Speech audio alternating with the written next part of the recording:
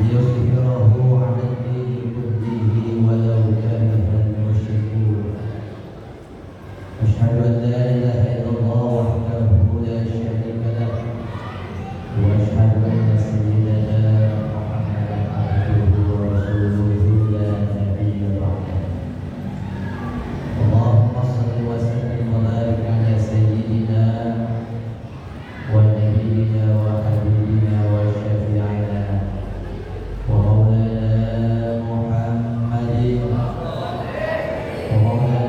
محمد صلى الله عليه وسلم وعلى آله وأصحابه أجمعين أما بعد فقال الله تعالى في القرآن الكريم أعوذ بالله من الشيطان الرجيم بسم الله الرحمن الرحيم إن الله وملائكته يصلون على النبي يا أيها الذين آمنوا صلوا عليه وسلموا تسليما وقال الله تعالى في آية أخرى أعوذ بالله من الشيطان الرجيم بسم الله الرحمن الرحيم وما أرسلناك إلا رحمة للعالمين وقال الله تعالى في آية أخرى أعوذ بالله من الشيطان الرجيم بسم الله الرحمن الرحيم وما أرسلناك إلا كافة للناس بشيرا ونذيرا ولكن أكثر الناس لا يعلمون وقال رسول الله صلى الله عليه وسلم إنما بعثت لأتمم مكارم الأخلاق أو كما قال رسول الله صلى الله عليه وسلم المكرمون والمحترمون المكرمات والمحترمات para tuan-tuan guru, para kiai, para asatidz wal ustadzah, wabil khusus yang sama-sama kita hormati guru kita bersama, guru dekat di Masjid Jami' Al-Mukarramah, Masjid Agung Al-Mukarramah, guru kita Al-Mukarram Bapak Kiai Haji Mukhtar Ghazali. Kita doakan mudah-mudahan beliau sehat dan panjang umur. Alhamdulillah saya bisa kenal pertama kali dengan beliau ketika beliau wafat. Meskipun sebelum wafat beberapa kali memang sudah diminta membacakan di acara-acara, tapi belum pernah ketemu, belum pernah papasan dengan guru kita Kiai Haji Mukhtar Ghazali. Barulah kemudian pada malam, saya lupa malam ketiga atau malam keempat, karena memang saat beliau wafat setiap malam selalu ada ya kalimat takziah dari murid-muridnya, ya dari orang terdekatnya, ya ataupun ya sesama seperjuangan para kiai, para ustaz. Jadi agak lupa saya. Berapa dulu ya kita ustaznya ngomong. Dan beliau ini adalah murid langsung dari Al-Mafuna wal Mujahid fi Sabilillah Syekh Haji Nur Ali. Kalau melihat kapan ya nggak bisa dibohongi, ternyata soal usia. Tapi kalau melihat pakaian, masya Allah, nampaknya pakaiannya lebih muda dibanding saya. Kalau nggak bisa warna pink, kelihatan ini gede. Pak Kiai gamisnya muda banget, wajah boleh tua, tapi hati anak muda. Masya Allah, kita doakan mudah-mudahan sehat terus. Ya, panjang umur. Yang kami hormati, yang sama-sama kita hormati, ya Kiai Haji Munawir Ngacir, ya, terpisah tadi Ngacir Utaran. Ya, apa ini? Masih ini lagi lembut asap ini, bener bisa juga. Bilang mau saya saat bentar ya, saya pengen ke hamam. Dia kagak mungkin ke hamam habis 1 jam ini.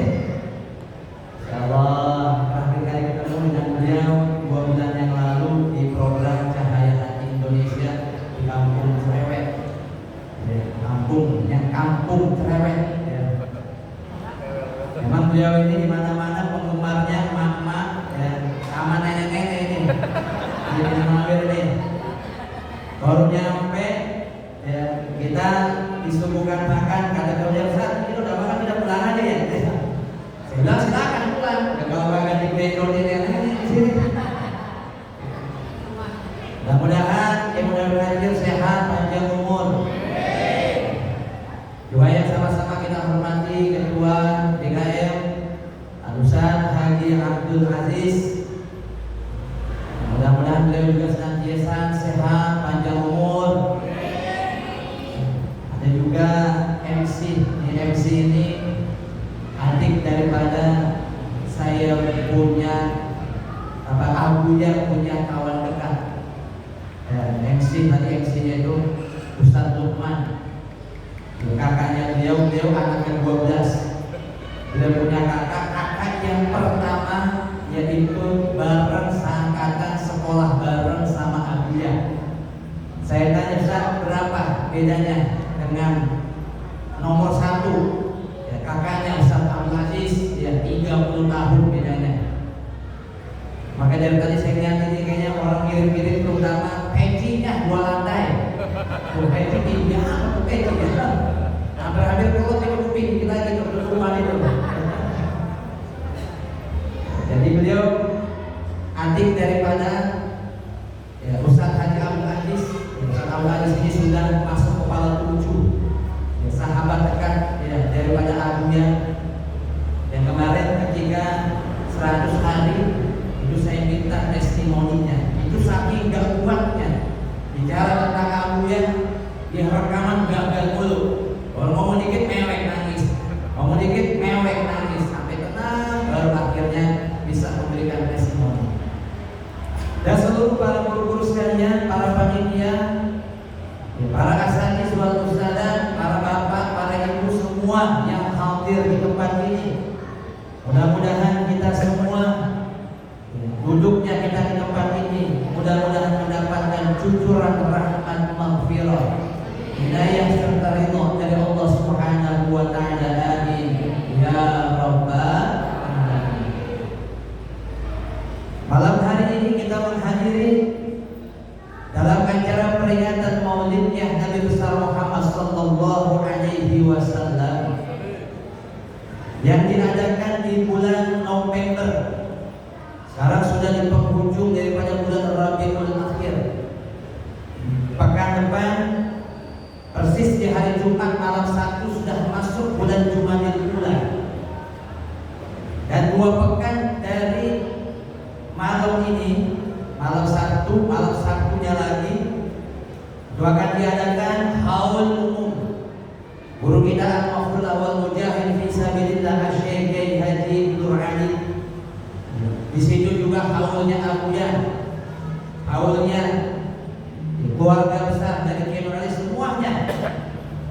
Bagi para jamaah yang punya peluang waktu, ya silakan ya datang. Kalau yang tidak bisa menyaksikan melalui live streaming, ya atau sekurang-kurangnya yang membacakan doa ya dari jauh. Di bulan November ini para jamaah sekalian, tepatnya 1 pekan yang lalu dirayakan, diperingati sebagai hari yang bersejarah, yaitu tanggal 10 November. Disitulah dirayakan Hari Pahlawan Nasional. Sehingga kita diingati lagi dengan jasa-jasa mereka. Karena bangsa ini bisa merdeka karena 2. Yang pertama karena sebab ikhtiar, yang kedua karena doa. Ikhtiar dan doa ini seperti halnya pinang, ya, apa tuh? Pinang apa tuh? Berbelah 2 ya. Nempel berdekatan, gak bisa dipisahkan. Jika kita berikhtiar tanpa doa, maka jadilah Anda orang yang sombong. Orang yang doa nggak pernah usaha, nggak pernah ikhtiar, itu sama saja bohong. Jadi 2 hal ini nggak bisa dipisahkan. Bangsa ini bisa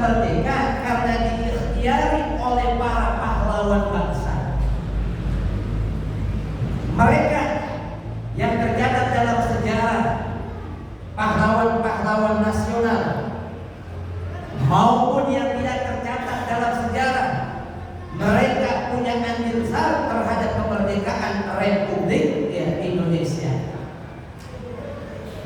Dan bukan hanya diikhtiarkan, tapi juga didoakan. Karena jauh sebelum kemerdekaan, bangsa kita ini sudah agamis. Bangsa kita sudah rajin duduk di majelis-majelis jauh sebelum kemerdekaan. Apa yang para ulama lakukan?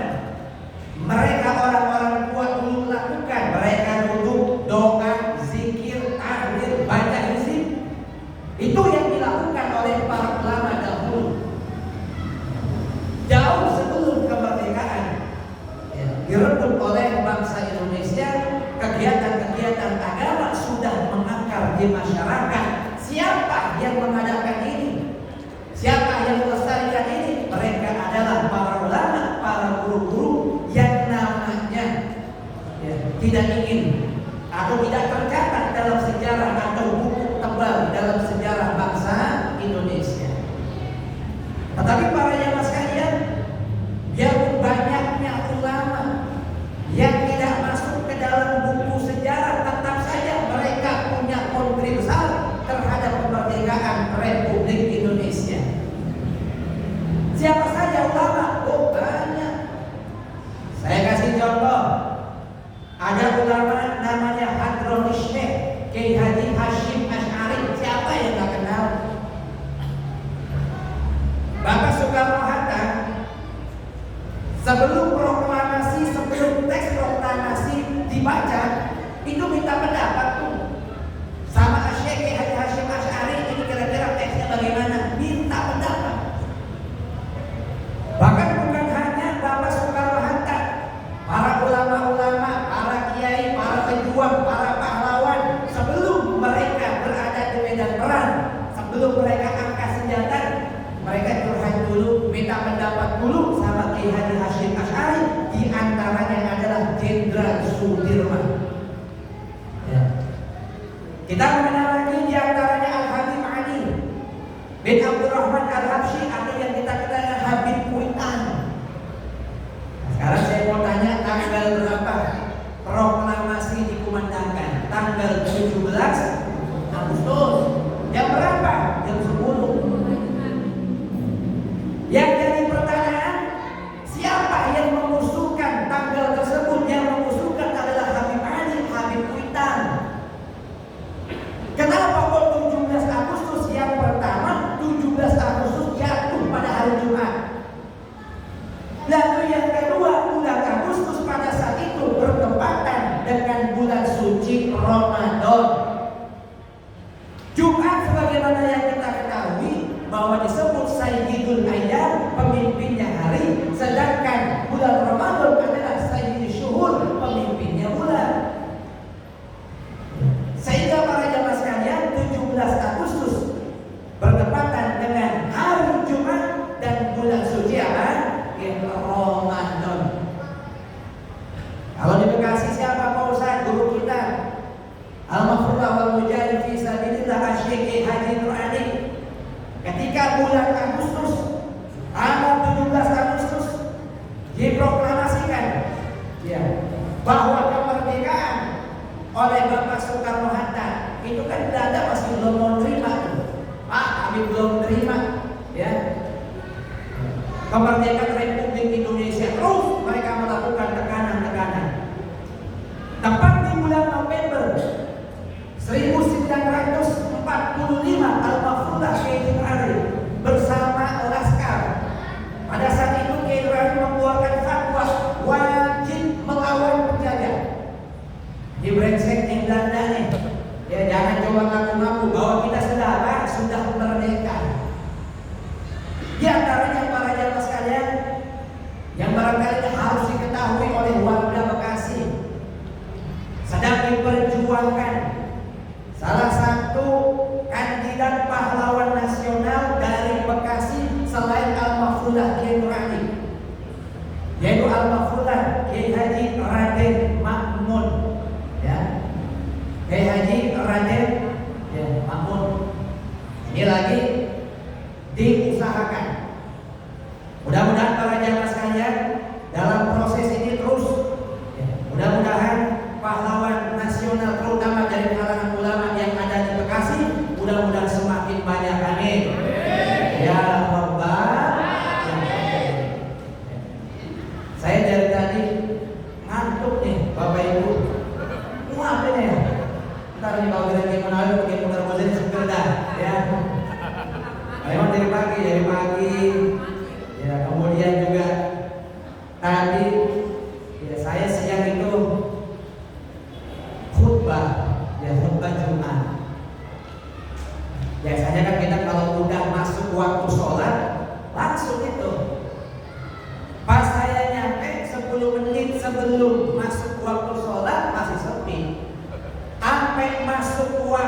sholat Jumat masih sepi juga. Pak Ustaz sabar ya, kita nunggu jamaah. Jadi Jumat kita tunda 30 menit. Kita benar-benar ditunda 30 menit. Masya Allah. Ya. Para jamaah sekalian, ini jangan sampai terjadi nih. Di masjid kita, di kampung kita, majelis sepi. Jangan sampai terjadi. Ini saya mau tanya, ini kalau giliran ngaji banyak kayak begini nih. Alhamdulillah Pak Ustaz, sendalnya keluar. Iya, sendal memang keluar. Guru-guru kita, para jamaah sekalian, mereka bagaimana memperjuangkan sampai detik seperti ini. Ya dulu aku pernah bilang begini, saya malu. Kalau bilang saya capek, malu. Saya tanya sama Abu ya, malu sama siapa? Malu sama orang tua. Saya pun juga sama, kalau saya perlu capek, malu sama siapa? Sama saya punya orang tua, Abu ya, terutama Al-Mahfulah, Kiai Nur Ali. Pernah saya ceritakan bahwa Al-Mahfulah Kiai Nur Ali ngajar di daerah Tarumajaya. Perjalanan itu kurang lebih 15 km, pulang pergi 30 km, dan itu menggunakan becak. Nah kayak sekarang kan, sekarang jalanan sudah aspal, kemana-mana enak ya. Kalau dulu belum semua. Di beberapa tempat saya tanya dulu, Kiai Nur Ali kalau ngajar dari ujung harapan naik apa? Oh di tempat ini Kiai Nur Ali nggak pernah pakai kendaraan jalan kaki. Kita tanya oleh muridnya pakai patromat. Nah, nanti di antara saksi sejarahnya Kiai Mukhtar Ghazali ini, karena beliau belajar langsung dengan Al-Mahfulah, Kiai Nur Ali tanya ada beliau banyak. Itu Al-Mahfulah Kiai Nur Ali berangkat naik becak, pulang naik becak. Kalau sekarang para jamaah sekalian, hujan jalanan masih enak. Kalau dulu kan serba salah. Kalau giliran hujan jalanan becek, kalau giliran musim panas, ya tanah pada debu, ya tanah pada meletak. Apalagi dulu wilayah sawah, banyak sawah. Coba kita perhatikan sawah, kalau giliran musim panas, tanah apa? Meletak kan begitu.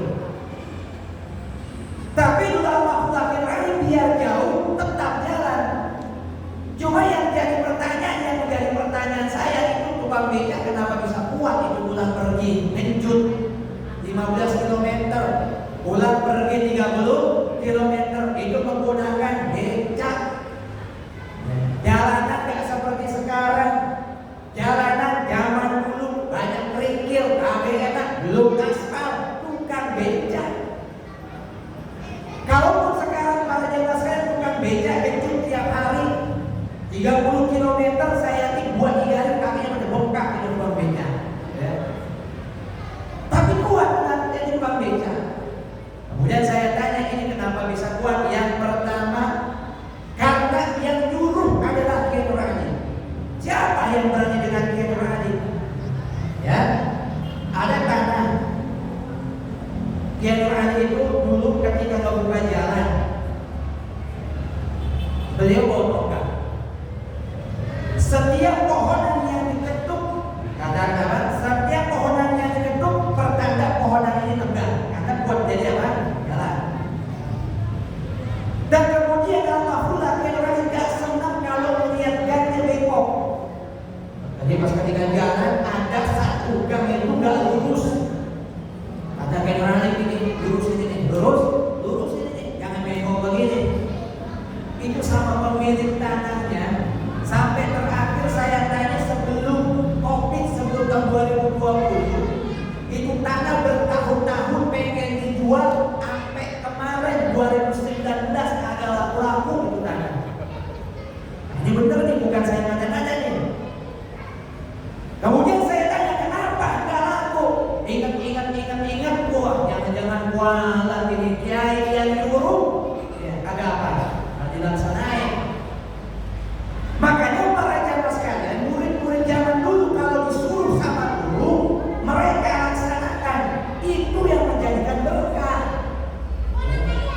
Kalau sekarang murid kita dijewer dikit ngambek, ya bikin laporan LPS.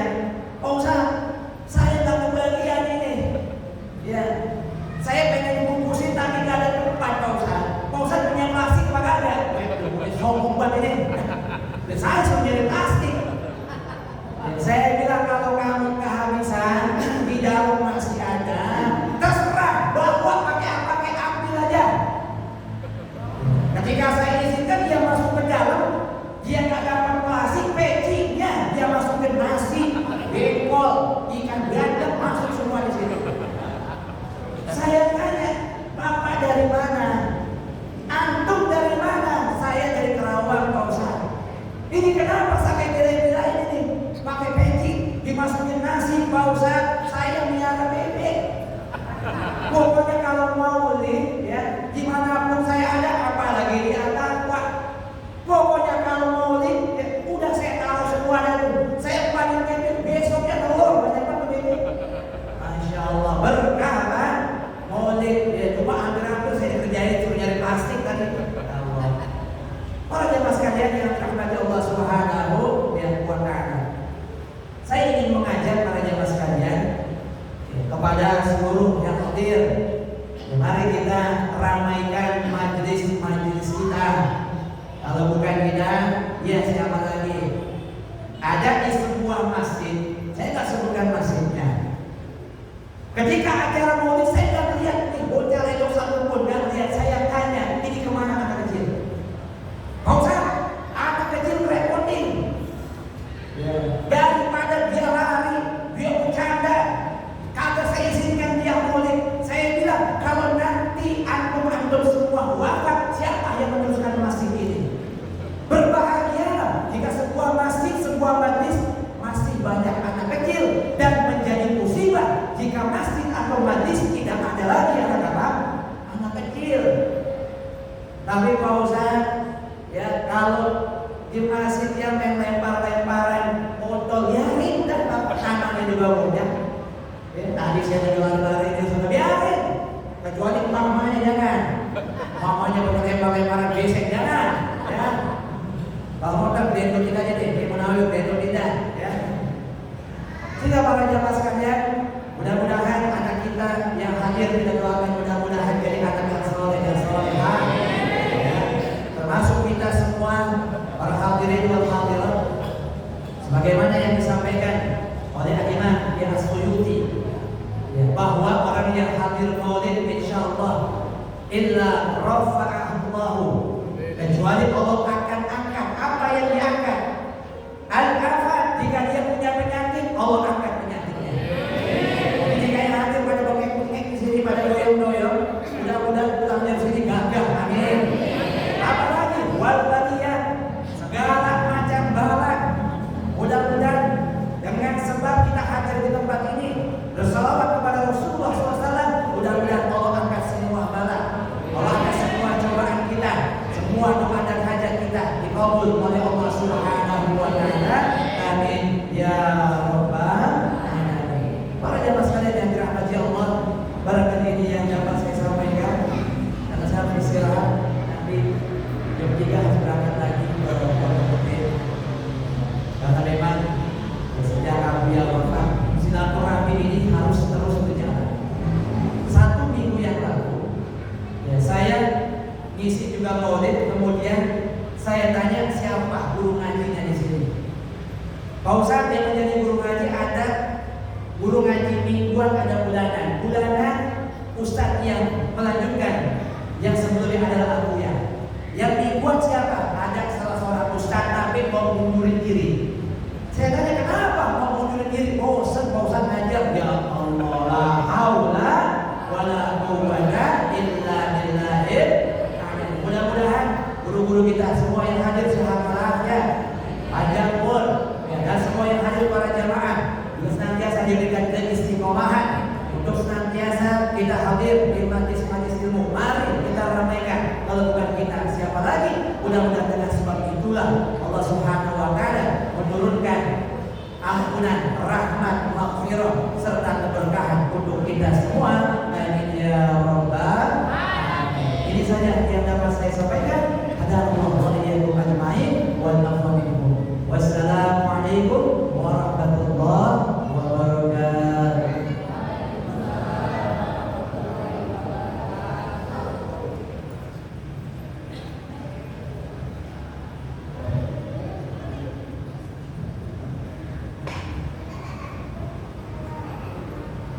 Alhamdulillah.